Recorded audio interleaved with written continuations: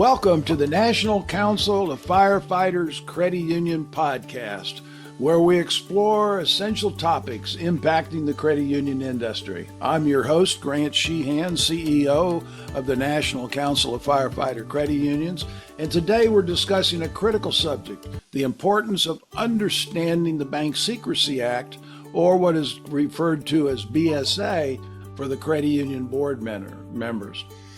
I'm thrilled to be joined this morning by Bonnie Sinsing, prior CEO and now Executive Vice President of Nashville Firemen's Credit Union. She brings a wealth of knowledge about compliance and governance to the credit union sector. Thank you for being here today, Bonnie. Thank you, Grant. I'm really excited to discuss the BSA and its implications for credit union governance. Well, that's great. So let's go ahead and get started. And for those who are not really sure about the Bank Secrecy Act, explain a little bit about what the Bank Secrecy Act is and its purpose. Absolutely. The BSA requires financial institutions to assist government agencies in detecting and preventing money laundering and other financial crimes. It mandates reporting certain transactions, and it has established guidelines for record keeping. Well, how about what are some of the key requirements of the BSA that credit unions need to be very much aware of? Credit unions must implement a robust anti-money laundering AML program. They have to report suspicious activity through suspicious activity reports, also known as SARS, and maintain proper documentation on certain transactions. Those are usually reported through a CTR. Compliance is critical for protecting the institution and its members. What responsibilities do credit union board members have in relation to the BSA compliance?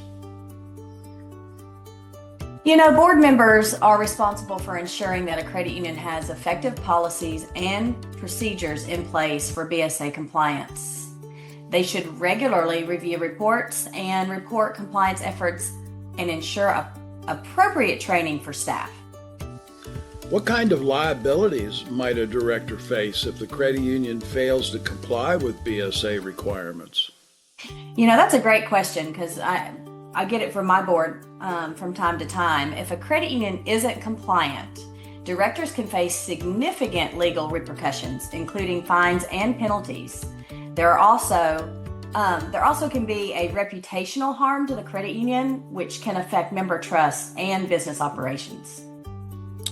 How does the understanding of BSA requirements enhance the overall board governance? Well, when board members are well-versed in BSA requirements, they can make informed decisions that align with compliance standards.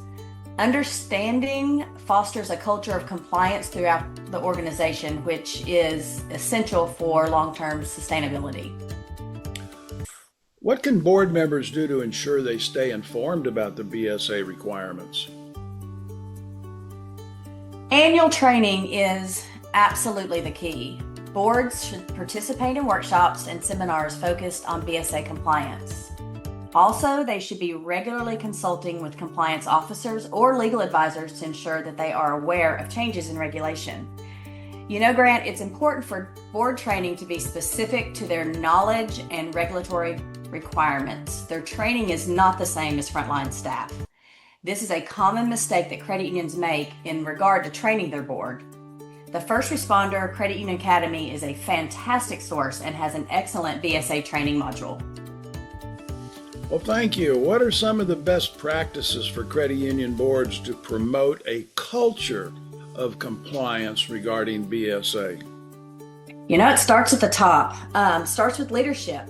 Boards should prioritize compliance discussions and meetings. They need to establish clear policies and also encourage open communication about compliance challenges. Recognizing and rewarding adherence to compliance practices can motivate the staff to take them seriously.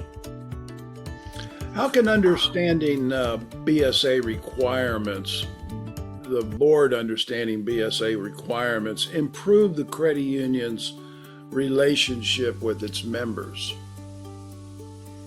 Members certainly don't understand the BSA and all their requirements. They never like any sort of reporting to happen with their name on it. So if they become aware of, like the currency transaction report, they should never know about the SAR. SAR is 100% confidential.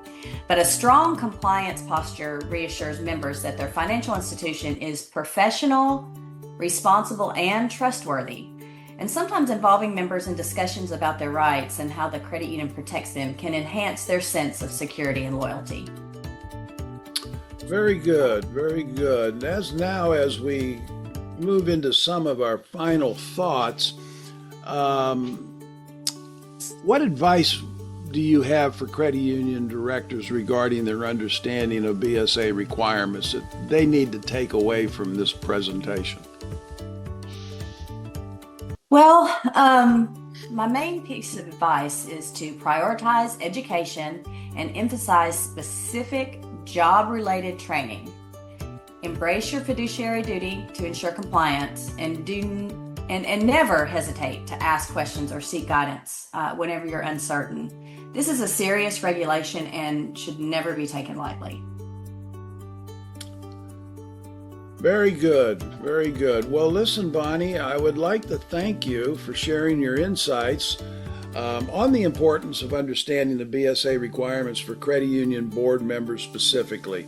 Your experience provides great clarity for our listeners.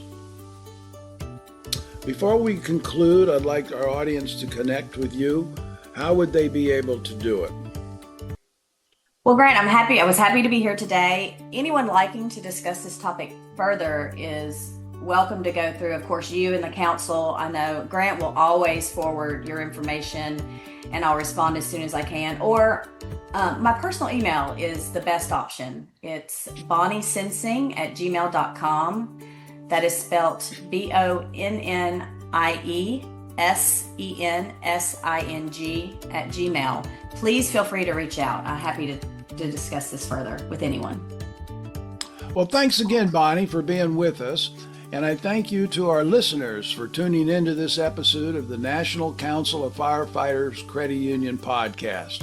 If you find this discussion insightful, please subscribe and follow our podcast for more important conversations about governance in the credit union industry. Visit our First Responder Credit Union Academy under the Education tab at www.ncofcu.org. Until the next time, let's continue to learn and grow together as we navigate the world of credit union.